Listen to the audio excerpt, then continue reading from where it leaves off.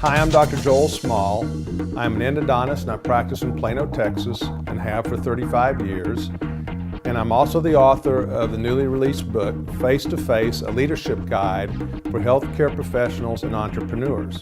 And today I'd like to spend a moment with you talking about how we go about changing the culture of our practice. What if I told you that you have within you the power to create a business environment so fulfilling, so productive, and so successful that you and each member of your team love their job, shared a common purpose and values, and look forward to new challenges? What if I also told you that creating this environment would take time and effort? Would you be willing to put forth the effort, or would you simply accept the status quo? This is the theme of our discussion because in every business there may come a time when it is necessary to bring about a change in the culture of the organization. And in doing so, we have the opportunity to improve and yes, even fundamentally transform our practices. The concept of organizational culture in theory may seem vague, but in practice, organizational culture is very powerful and potentially transformational. Edgar Schein, one of the foremost authorities on organizational culture, has put forth the most commonly accepted definition of organizational culture. Simply stated, organizational culture is the sum total of all the expectations that the organization's members have for themselves and for every other member of the organization.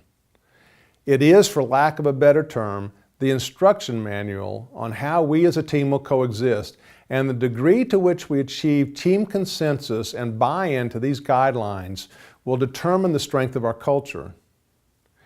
And in the opinion of numerous business and leadership authorities, strong cultures drive organizational productivity, esprit de corps, and ultimately overall success.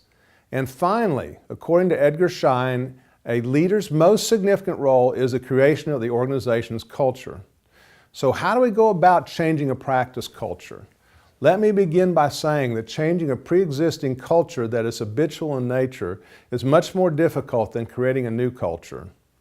Yet this is a situation that many of us face because if we do not purposefully nurture a practice culture, it will, over time, begin to deteriorate.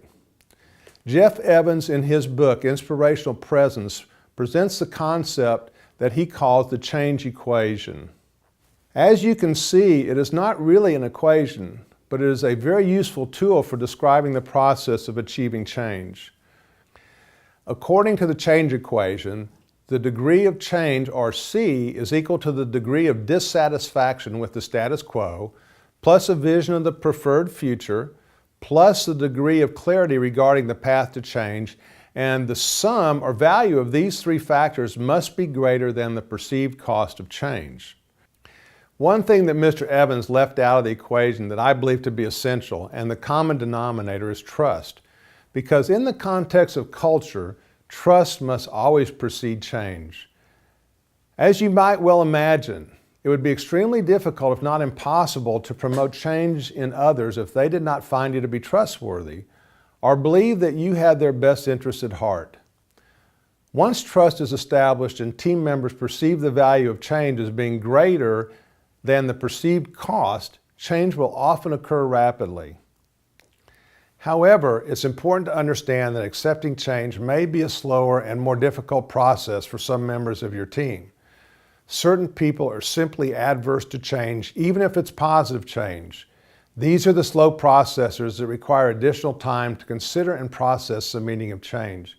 If you're willing to be patient and give these slow processors adequate time and space to reach their conclusion, you will often find that they become your strongest advocates and supporters of change. As with any change, it's important to allocate time to discuss issues that arise along the way. There should be a direct relationship between the degree of anticipated change and the time allocated for staff meetings during periods of change. For example, it may be necessary to increase the number of monthly staff meetings during a period of significant change. Otherwise, without the ability to discuss and resolve the inevitable issues that arise, the staff will lack clarity and direction, which will likely result in frustration and loss of motivation. The staff meetings are also a time for the doctor to offer support and affirmation for the team's efforts as they work to facilitate change. So in summary, we change our culture by developing trust and a compelling vision for the future that is considered to be more valuable than the perceived cost of change.